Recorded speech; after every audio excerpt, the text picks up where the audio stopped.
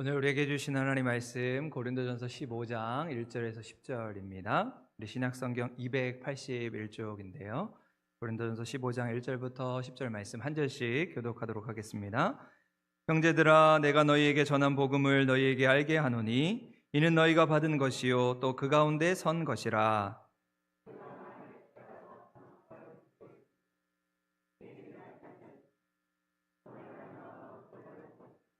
내가 받은 것을 먼저 너희에게 전하였노니 이는 성경대로 그리스도께서 우리 죄를 위하여 죽으시고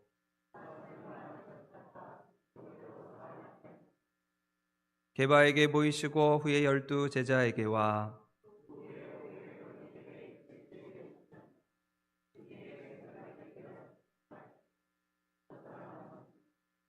그 후에 야고보에게 보이셨으며 그 후에 모든 사도에게와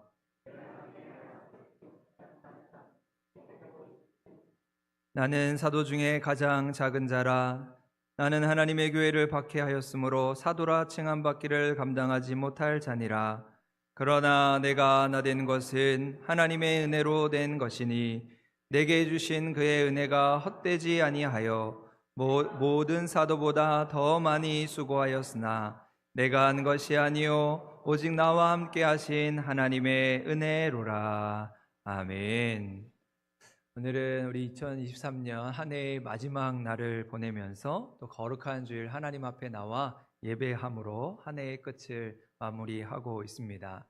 제가 작년에 31일은 토요일이었고, 그래서 올해 우리가 1월 1일 새해 첫날 주일로 하나님 앞에 예배드리며 시작을 했는데, 올해 마지막 날 또 이렇게 하나님 앞에 예배하면서 마무리할 수 있는 아주 특별한 한 해인 것 같습니다. 이렇게 마지막 날 성전에 나와 하나님을 예배함으로 우리 지나온 시간들을 되돌아보고 하나님께 감사하며 하나님의 은혜를 기억하는 귀한 시간이 될 수 있기를 바랍니다.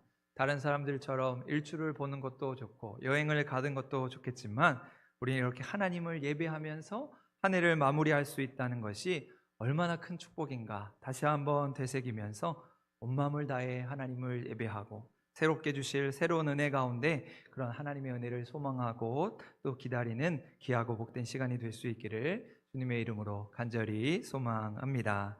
그런 의미에서 오늘 하나님의 은혜라는 제목으로 함께 은혜를 나누고자 하는데요. 서울대 소비 트렌드 분석센터에서 우리 매년 출간하는 우리 트렌드 코리아 2024년이라고 하는 책을 보면 내년이 용띠의 해라고 하더라고요. 그러면서 매년 이 12지간을 가지고 키워드를 가지고 내년 한 해를 분석하는데 청룡을 타고 비상하는 2024년을 기원한다, 그런 마음을 담아서 내년 한 해의 소비 트렌드를 10가지 키워드로 분석해서 발표한 것을 보게 됩니다. 그래서 그 내용을 보면 이제 우리 사회가 분초 사회, 인공지능과 챗 GPT, 재미가 주도하는 삶, 또 돌봄이 필요한 사회, 이런 주제를 가지고 내년 한 해를 전망하고 있습니다. 근데 항상 이 책을 보면 내년 한 해를 전망하기에 앞서서 그렇다면 올해 한 해를 우리가 어떻게 보내왔는가 돌아보면서 결산하는 내용을 담고 있는데 2023년 한 해를 우리는 어떻게 지내왔을까? 여러분, 사실상 올해는 우리가 코로나19라고 하는 긴 터널의 시간을 끝내고 이제 일상으로의 복귀가 완전히 시작된, 본격적으로 시작된 한 해였다고 할 수가 있습니다. 그래서 우리가 작년 행사 사진을 보면 모두가 다 마스크를 쓰고 있거든요. 작년 크리스마스 발표할 때는 모두가 마스크를 쓰고 발표를 했는데 올해는 마스크 전혀 없이 정말 우리가 깨끗한 마음으로 하나님을 찬양했던 것을 보게 됩니다. 그러면서 올 한 해는 우리가 이전과는 너무도 많이 변화된 그런 일상을 경험하면서도 또 자연스럽게 이제 그것이 우리의 일상이 되어서 너무도 빠르게 지나온 시간들이었음을 보게 됩니다.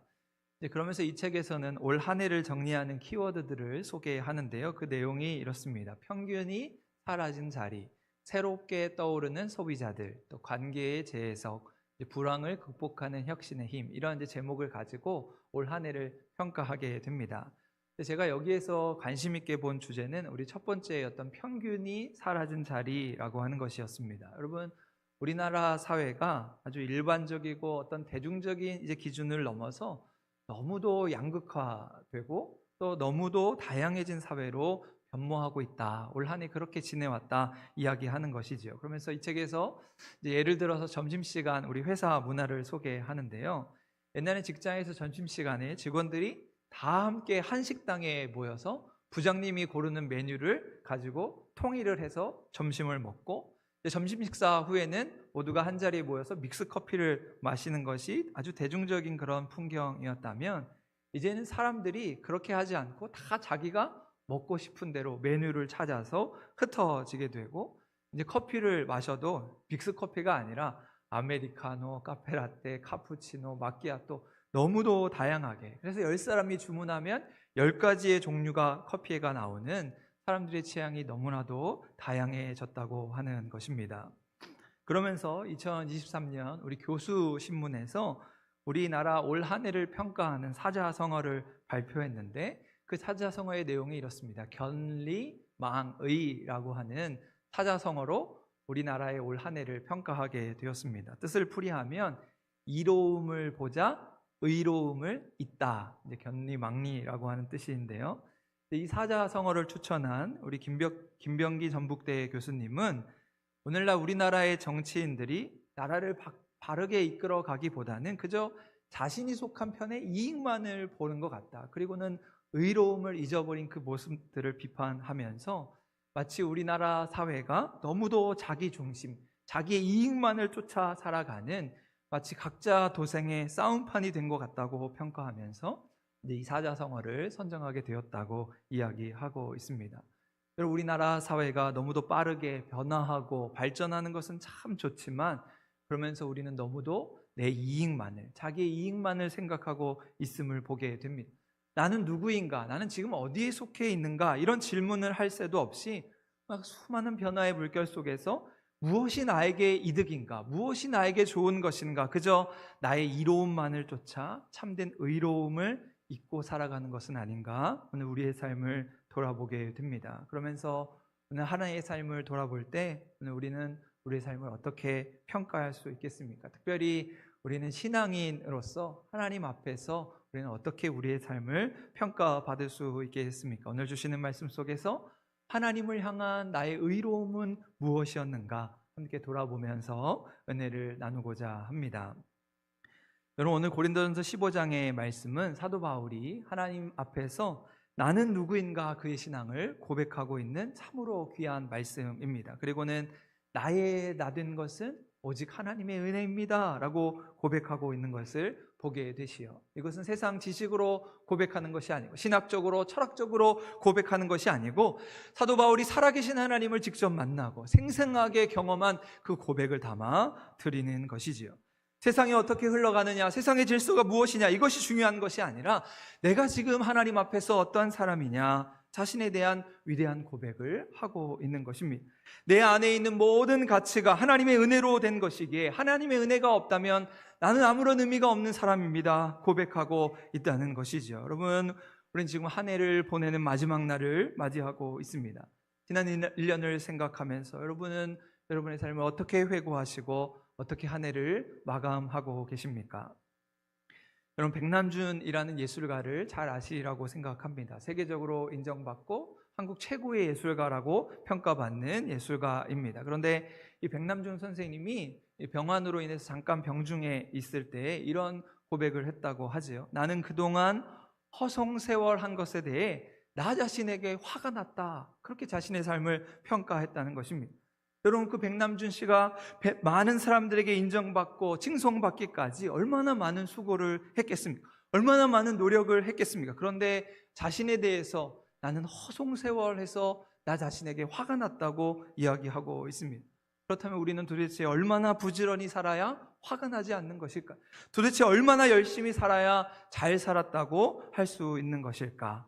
백남준 선생님의 말을 되새겨보면 올 한 해 우리는 최선을 다했다고 생각하십니까? 이만하면 됐다고 생각하십니까? 여러분, 연말을 맞이하면서 오늘 우리의 삶을 어떤 율법적인 관점으로 보면 끝이 없지요. 자기 비판이 끝이 없고 원망과 불평이 끝이 없습니다. 만족이 없는 삶을 살아가는 것이지. 율법으로 따지면 우리는 너무도 부족하고 연약한 모습뿐입니다. 생각하는 것, 행동하는 것, 말하는 것, 그 어느 것 하나 완전한 것이 없는 것이지요. 그럼 제가 예전에 전도사로 지내면서 이제 겨울 수련회, 여름 수련회를 하게 되면 이제 보통 끝나고 우리가 평가회라고 하는 것을 하는데, 제가 어느 순간에서부터 평가회를 하지 않게 됐습니다. 왜냐하면 평가회를 하는 것이 결코 은혜가 되지 않기 때문이지요. 여러분, 보통 평가회는 무엇을 잘했나, 무엇을 못했나 돌아보면서 다음번에는 잘한 것은 더 잘하고 잘못한 것은 반복하지 않아서 더 좋은 것을 만들기 위함이지요. 근데 꼭 평가회를 해보면 누가 잘했네, 누가 못했네, 그렇게 잘잘못을 따지면서 수련회 때 받았던 은혜를 다 까먹고 오히려 다음 평가회, 그 다음 해가 되면 그 평가회 때 무슨 얘기를 했는지도 하나도 기억하지 못하고 반영이 하나도 안 되는 것을 보면서 내가 평가회는 하지 말아야겠다, 그런 마음을 먹게 되었습니다. 여러분, 이처럼 우리의 삶의 잘잘못을 따지면 우리는 부족한 것 투성이이지요. 하지만 그럼에도 불구하고 우리는 오늘 하나님이 주신 은혜를 누리며 지금 여기에서 살아가고 있습니다. 율법의 심판대 앞에서는 너무나도 작아지고 보잘것 없지만 바로 그 자리에서 우리를 구원하시고 우리를 인도하시고 도우심에 함께 하시는 하나님의 은혜를 바라보고 노래할 수 있는 것이죠. 그것이 바로 하나님의 은혜인 것입니다. 그럼 찬송가 305장 나 같은 죄인 살리신이라고 하는 유명한 찬송가를 지은 존 뉴턴은 자신의 글에서 아주 유명한 말을 남겼지요. 내가 천국에 가게 되면 틀림없이 깜짝 놀랄 일이 세 가지가 있을 것이다. 하나는 저 사람은 틀림없이 천국에 갈 것이다 생각했는데 천국에 가보니까 그 사람이 없을 때 놀라게 되고, 두 번째로는 저 사람은 도저히 구제받지 못할 사람이다. 저 사람은 분명 천국에 갈 수 없을 것이다 생각했는데 그 사람이 천국에 와 있을 때 놀라게 된다는 것이죠. 그리고 마지막으로 아무리 생각해도 나는 구원받을 사람이 못 되는데 내 자신이 천국에 와 있는 것을 보고 깜짝 놀란다라고 이야기했습니다.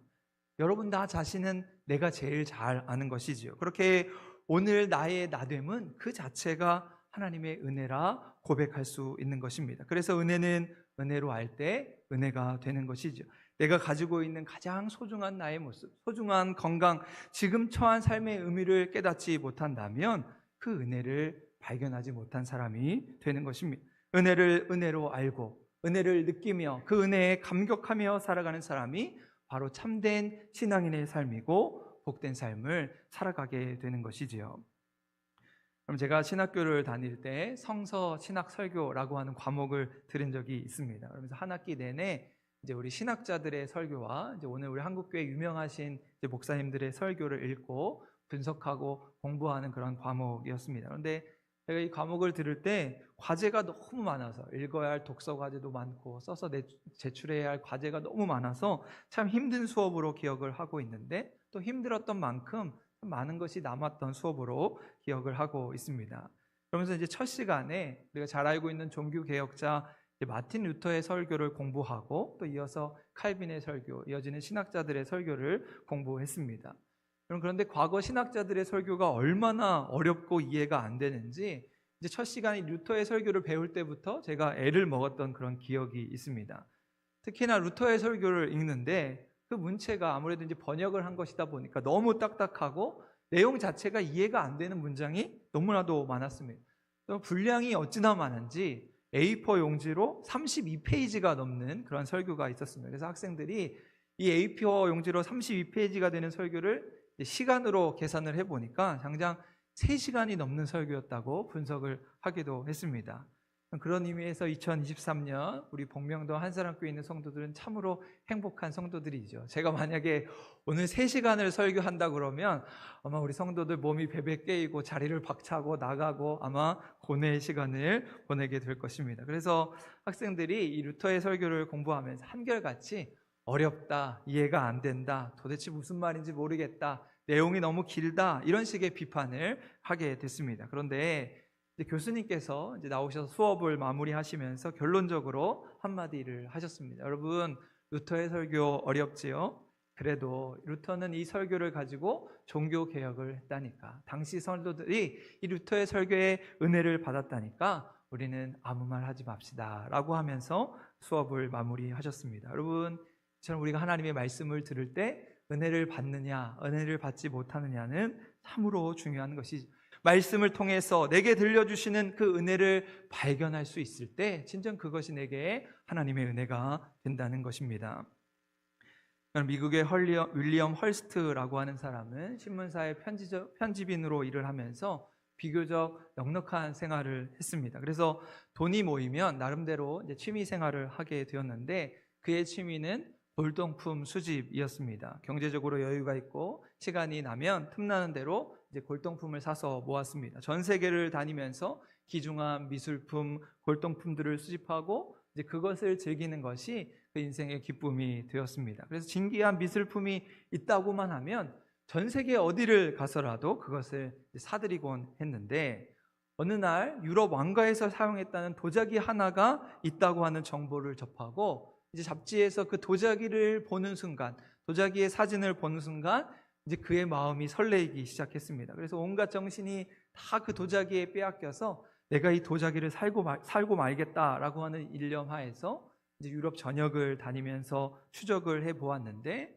도대체 그 도자기 행방을 찾을 수가 없었습니다. 누가 이 도자기를 가지고 있는지, 이 귀중한 물건이 어디에 숨었는지를 알 수가 없었던 것이죠. 그래서 그의 마음이 점점 초조해지고 실망하게 되었습니다. 그런데 어느 한 잡지에서 이 골동품이 한 미국인에게 팔렸다는 소식을 접하고 나서 그 잡지에 적혀있는 그 사람이 누구일까 놀란 마음으로 그 이름을 찾아보았더니 거기에 자기 이름이 적혀 있었던 것입니다. 그러니까 그는 도자기를 사서 열심히 모을 줄만 알았지 가져다 두기만 할 줄 알았지 그것을 살펴보지 않았던 것이죠. 자기가 이미 가지고 있는 그 소중한 가치를 깨닫지 못하는 그 어리석음을 전해주는 이야기이지요. 여러분, 오늘 우리의 지나온 삶을 어떻게 보고 계십니까? 그저 감상이나 옛 추억과 같은 옛 이야기로 치부해버리고 잊어버리고 있는 것은 아닙니까? 여러분, 사무엘은 이스라엘의 선지자로서 블레셋과의 전쟁에서 승리한 후에 이스라엘 백성들을 한자리에 모으고 돌을 취하여 한 곳에 세우면서 그 이름을 에벤에셀이라 하였습니다. 여호와께서 여기까지 우리를 도우셨다. 그렇게 에벤에셀에 돌을 세우고 이스라엘 백성들과 함께 지나온 과거의 삶을 돌아보면서 하나님의 도우심을 기억한 것이지요. 사무엘은 그렇게 그 과거의 삶 속에서 그들을 인도하시고 그들을 도우셨던 그 하나님의 은혜를 발견한 사람이었습니다. 여러분, 오늘 본문 말씀의 사도 바울 또한 이런 하나님의 은혜를 발견한 사람이었지요. 그것이 오늘 우리가 읽었던 10절의 말씀인데요. 오늘 우리 10절 말씀 다시 한번 화면을 보시고 읽도록 하겠습니다. 10절입니다. 시작. 그러나 나의 나된 것은 하나님의 은혜로 된 것이니 내게 주신 그의 은혜가 헛되지 아니하여 내가 모든 사도보다 더 많이 수고하였으나 내가 한 것이 아니요 오직 나와 함께 하신 하나님의 은혜로라. 아멘. 여러분, 사도 바울은 이 짧은 구절에서 하나님의 은혜로라, 하나님의 은혜로라, 하나님의 은혜를 고백하고 있습니다. 길리기아 다소에서 태어나서 예수 믿는 자들을 죽이는 것이 자기의 사명인 줄 알고 충성을 다해 정말 열심히 그리스도인들을 핍박하고 죽이며 살았던 사도 바울이 다메섹 도상에서 예수님을 만나고 완전히 뒤바뀐 삶을 살아가게 됩니다. 교회를 핍박하고 스데반을 죽이는데 동조했던 사도 바울이 예수님을 만나고 이제는 교회를 세우고 복음을 전하는 자로 완전히 뒤바뀐 삶을 살아가는 것이죠. 여러분, 이것은 사도 바울에게 있어서 전적인 하나님의 은혜였습니다. 팔싹동이와 같은 비천한 자에게 베풀어 주신 하나님의 은혜였던 것이죠. 그래서 사도 바울은 오늘 말씀에서 그런 하나님의 은혜를 고백하고 있습니다. 또 사도 바울에게는 또 하나의 구체적인 은혜가 있었지요. 그것은 바로 건강의 문제였습니다. 우리가 잘 알고 있는 대로 사도 바울은 육체의 가시를 가진 사람이었습니다. 아마도 그것은 어떤 질병과 같은 것이었는데 학자들은 아마 간질병이었을 것이다 추측을 하게 됩니다. 여러분, 한번 생각을 해보십시오. 사도 바울이 강단에서 말씀을 전하고 있는데 갑자기 몸이 베베 꿰이면서 입에 거품을 흘고 강단에서 쓰러졌다고 상상해 보시기 바랍니다. 그러면 그 말씀을 듣고 있는 우리 청중들이 얼마나 시험에 들겠습니까? 또 복음을 전하는데 얼마나 방해가 되겠습니까? 그래서 사도 바울은 시간이 되는 대로 그 질병이 떠나가게 해달라고 3번이나 간구했다고 성경은 이야기하고 있습니다. 하나님, 이 육체의 가시, 이 사탄의 사자와 같은 이 절병을 떠나게 해주십시오. 하나님, 이거 하나만 제게서 제거해 주십시오. 간절히 기도했던 것이지요. 그런데 그때 하나님의 응답이 무엇입니까? 내 은혜가 내게 족하다. 이는 내가 약한 데서 온전하여짐이다. 주님이 그렇게 말씀하신 것이죠. 하나님은 사도 바울을 향해서 지금 네가 가진 불편한 몸 그대로가 은혜이다. 네가 위대하고 큰 것이 아니라 나는 겸손하기를 원한다. 자기 자랑에 취해서 은혜를 잊어버리는 자가 아니라 오직 주님만 자랑하는 사람으로 너를 겸손하게 만들고 너로 그리스도 안에 거하게 하는 것, 바로 그것이 나의 은혜다. 하나님은 그렇게 응답하시는 것이지요. 그래서 사도 바울은 깨달았습니다. 이 육체의 가시로 인해서 내가 겸손해질 수 있고 가장 낮은 자리에서 온유하게 겸손하게 복음을 전하는 자로 살아갈 수 있다면 오직 그것이 하나님의 은혜라고 고백하고 있는 것입니다. 그래서 이러한 고백을 하였던 사도 바울이었기에 그는 감옥에서도 찬양을 할 수 있었고 모진매를 맞고 배가 파선하여 죽을 위험을 당하면서도 담대하게 복음을 전할 수 있었던 것이죠. 다메섹 도상에서 주님께서 그를 관건적으로 붙들어 주신 그 하나님의 은혜를 기억하면서 자기 자신을 포기하고 하나님의 뜻을 따르는 자가 되었다는 것입니다. 그래서 주님을 만나고 그의 목적과 생각과 가치관이 완전히 뒤바뀐 사도 바울은 로마 감옥에 앉아서 이런 고백을 합니다. 내가 이미 얻었다 함도 아니요 온전히 이루었다 함도 아니라 오직 내가 그리스도 예수께 잡힌 바 된 그것을 잡으려고 달려가노라. 주님께서 나를 다메섹 도상에서 나를 붙잡아 주셨는데 이제는 내가 그런 하나님의 은혜를 붙잡기 위해서 그런 하나님의 은혜를 발견하고 하나님의 뜻을 쫓아가고자 그것을 자신의 목표로 삼고 표대를 향하여 달려간다고 고백하고 있는 것입니다. 지금은 은퇴를 하셨지만 제가 다녔던 학교에 강사문 교수님이라는 분이 계셨습니다. 근데 어느 날 그분이 수업을 하는 가운데 구약 교수님이니까 구약 성경에 나타난 하나님의 뜻에 대해서 강의를 하고 있었습니다. 그런데 아무래도 신학적으로 하나님의 뜻에 대해서 설명을 하다 보니까 학생들이 이해하기가 어려웠던 것 같습니다. 그래서 한 학생이 당돌하게 수업 도중에 손을 번쩍 들더니 질문을 했습니다. 교수님, 하나님의 뜻이 무엇입니까? 한마디로 쉽게 설명을 해 주십시오 라고 질문을 했더니 교수님이 하시는 말씀이 자네 뜻에서 멀면 멀수록 하나님의 뜻이네 라고 대답을 했다는 것이죠. 여러분, 이처럼 하나님의 은혜를 발견한 사람은 나의 뜻이 아니라 하나님의 뜻을 따르는 것입니다. 나의 뜻대로가 아니라 나의 주장대로가 아니라 하나님의 뜻에 순종하면서 하나님의 뜻을 위해 살아가게 되는 것이지요. 유능한 헬렌 켈러 여사를 잘 아실 것입니다. 그녀에게는 3가지 장애가 있었다고 하죠. 눈이 보이지 않았고 귀가 들리지 않았으며 말도 할 수 없었습니다. 그녀는 그러한 불행 속에서 한평생을 살았지만 그는 참으로 귀중하고 훌륭한 일들을 해내면서 많은 책들까지 저술하면서 선한 영향력을 미치는 삶을 살았습니다. 그래서 그런 그녀의 말년에 어떤 기자가 그녀에게 이런 질문을 했습니다. 당신은 이런 육체적인 아픔과 함께 한평생을 살았는데 한 번도 하나님을 원망한 일이 없습니까? 라고 질문을 했을 때 헬렌 켈러 여사는 빙그레 웃으면서 이렇게 대답을 했습니다. 제가 하나님께로부터 받은 은혜를 헤아리는 것만으로도 시간이 없는데 하나님께 감사하는 것만으로도 부족한데 어찌 원망할 시간이 있겠습니까? 감사하고 그 은혜를 기뻐하는 것만으로도 시간이 부족합니다 이야기했다는 것이지요. 여러분, 그녀는 하나님의 은혜를 발견한 사람이었습니다. 그녀가 가진 장애조차도 하나님의 뜻으로 알고 그 뜻에 순종하면서 살아갔던 사람이었던 것이죠. 여러분, 오늘 우리의 삶의 모양은 어떻습니까?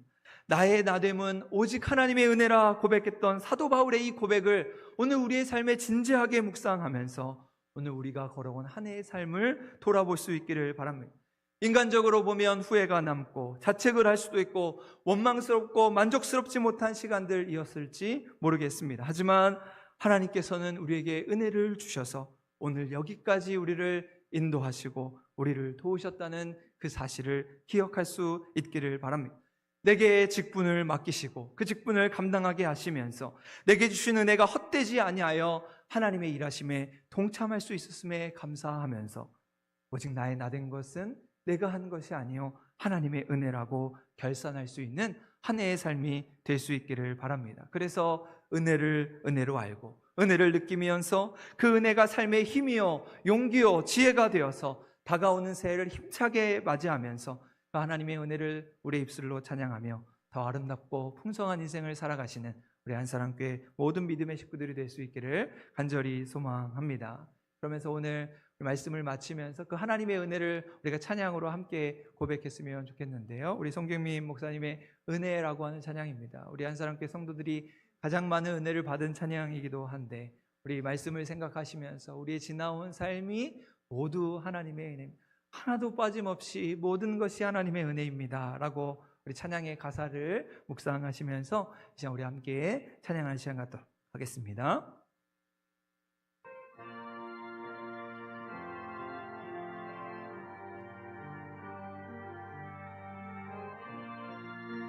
우리 가사를 생각하시면서 함께 찬양하겠습니다. 내가 누려왔던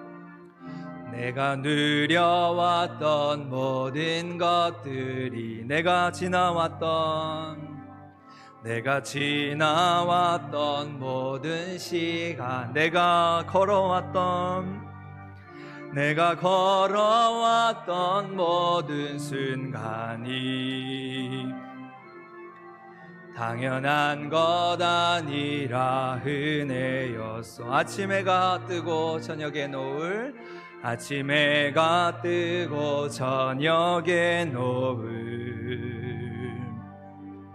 봄의 꽃향기와 가을의 열매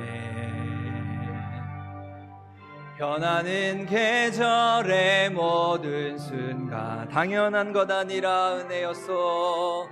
당연한 것 아니라 은혜 모든 것이 은혜 모든 것이 은혜 한없는 은혜 내 삶에 당연한 건 하나도 없었던 것을 모든 것이 은혜 우리 2절로 한 번 더 찬양하실까요? 내가 이 땅에 태어나 사는 것 어린아이 시절과 지금까지 숨을 쉬며 살며 꿈을 꾸는 삶 당연한 것 아니라 은혜였소. 당연한 것 아니라 은혜 내가 하나님의 자녀로 살며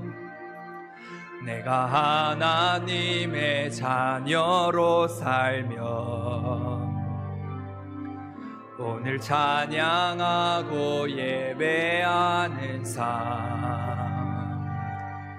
복음을 전할 수 있는 축복이 당연한 것 아니라 은혜였소. 당연한 것 아니라 은혜 모든 것이 은혜 모든 것이 은혜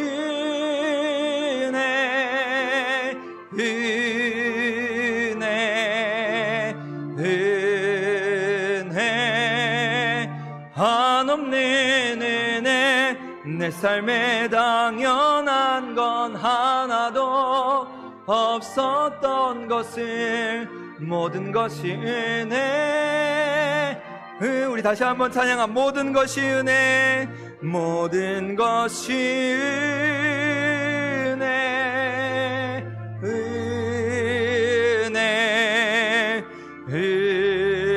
은혜 한없는 은혜 내 삶에 당연한 건 하나도 없었던 것을 모든 것이 은혜였소. 아멘. 오늘 우리의 지나온 삶 우리가 걸어온 한 해의 삶을 돌아보면서 모든 것이 하나님의 은혜입니다 고백하며 또 새로운 한 해를 맞이하는 우리 한사람께 성도 될 수 있기를 주님의 이름으로 간절히 축원합니다. 기도하시겠습니다.